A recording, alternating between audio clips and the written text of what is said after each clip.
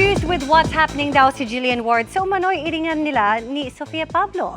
Sa ngayon, no time for negativity daw muna si Jill na mas nagpo-focus sa kanyang family. Yan ang chika ni Nelson Canlas. Allen, sa aking panayam sa GMA Integrated News Interviews noong Lunes, inamin ni Sofia Pablo na may 4 na taon ng hidwaan sa pagitan niya at ng dating co-star sa Prima Donnas. What's the score between you and Jillian Ward? It's a feud na sobrang tagal na, and I think one of the things kung bakit di namin siya naayos is because we never got to talk about it. At nang tanungin namin si Jillian ngayong araw. Ako po kasi, again, I'm doing so much in my life. I don't have time to fight with anyone. So, hindi ko po alam sana ano yung narrative na yun na we're fighting. I'm doing different things and I'm self-reflecting still through yung sa separation ng parents ko. Nalilito raw si Jillian sa kinahinatnan ng kung ano man daw ang meron sa pagitan nila ni Sofia.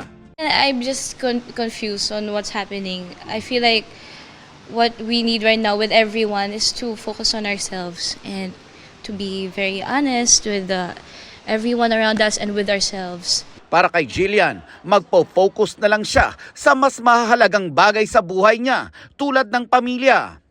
No time for negativity daw si Jillian, lalo't maraming magaganda ang nangyayari sa buhay niya. I'm so happy with my blessings. I'm so happy to be surrounded with honest and very loving, loyal people like Michael.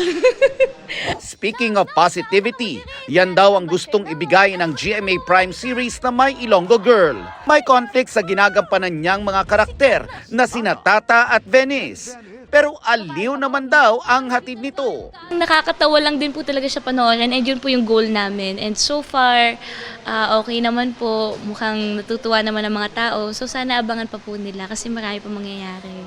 Awa naman ang sagot ng mga manonood sa role ni Francis, played by Michael Sager.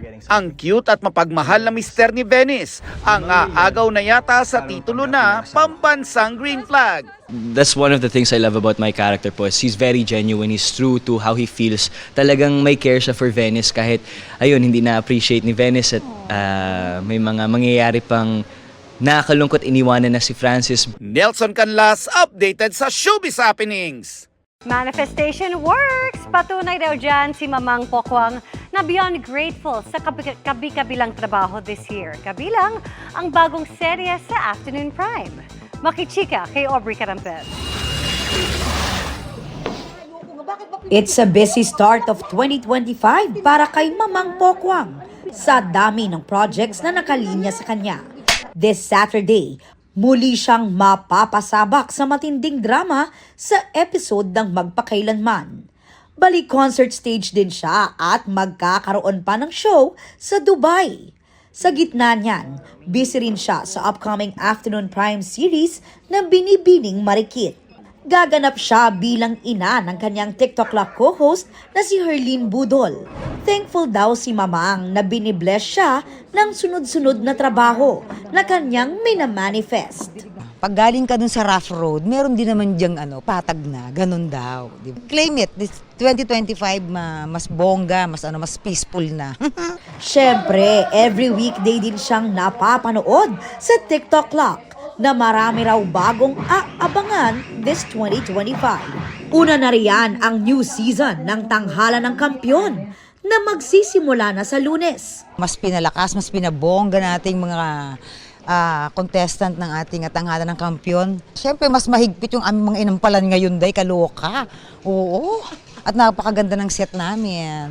This season, may chance na rin ang ating mga kababayan sa Japan na makipag-showdown sa tanghalan stage ayon kay Kuya Kim. May tanghalan ng kampyon na nagaganap sa Japan din habang ginagawa natin dito sa Pilipinas. Nagpapa-audition din sila at tuloy-tuloy ang tanghalan ng kampyon doon para makahanap sila ng katapat na ilalaban nila dito sa Maynila.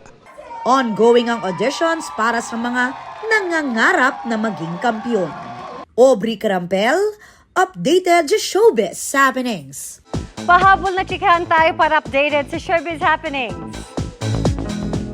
Good news mga kapuso! Extended ng isa pang linggo sa ilang sinehan ang 2024 MMFF Best Picture film na Green Bones. Huwag nang magpahuli at i-experience ang Green Bones fever mula sa award-winning film ng GMA Pictures at GMA Public Affairs. Yuan is now 12. Enjoy ang birthday boy at forever young star sa kanyang workation sa Ilocos Sur kahapon. Chillin' by the pool ang birthday boy na sinupresa rin ng kanyang co-stars sa upcoming GMA Pictures film na Samahan ng Mga Makasalanan. Ilan sa present doon sina David Licauco, Charisse Solomon, Liza Lopez, Buboy Villar at iba pa. Jisoo is coming! Short but intriguing ang teaser ng solo comeback ni Blackpink member Jisoo na just in time for Valentine's this February. Mula sa Espasol, buko pie at iba pang coconut delicacies, kilalang-kilala ang San Pablo, Laguna. Kaya naman puno ng pasasalamat ang mga taga doon na nag-celebrate ng Coco Festival at dinaluhan ng Kapuso and Sparkle Stars. May report si Diane Loceliano ng GMA Regional TV. Halos hindi mabilang ang mga dumagsa sa isang mall sa San Pablo, Laguna sa paggunita ng Coco Festival 2025. Napinasaya pang lalo ng mga Kapuso star. Gina G sa performance, ang bida ng inaabangang GMA Afternoon Prime Series na Binibining Marikit na sina Herlin Budol at Kevin Dasom. Si Herlin naki-party-party pa sa crowd. Si Kevin naman, nagpakilig ng mangharana. Iniimbitahan ko po kayong manood ng Binibining Marikit. Kasama namin dito sila Mamang Pokwang, Sir Chris Villanueva, Mr. Tony Labrusca, and syempre Kevin Dasom, February 10 sa GMA Afternoon Prime. Thank you all for having us. It was a wonderful show out there, great energy. And if you don't see Herlin in person, you have to see her perform in person. Hindi rin nagpahuli ang GMA Sparkle P-pop group na Cloud7.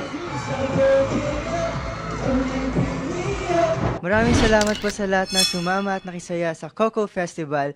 Mula sa GMA Regional TV at GMA Integrated News, Diane Loceliano, nakatutok 24 oras.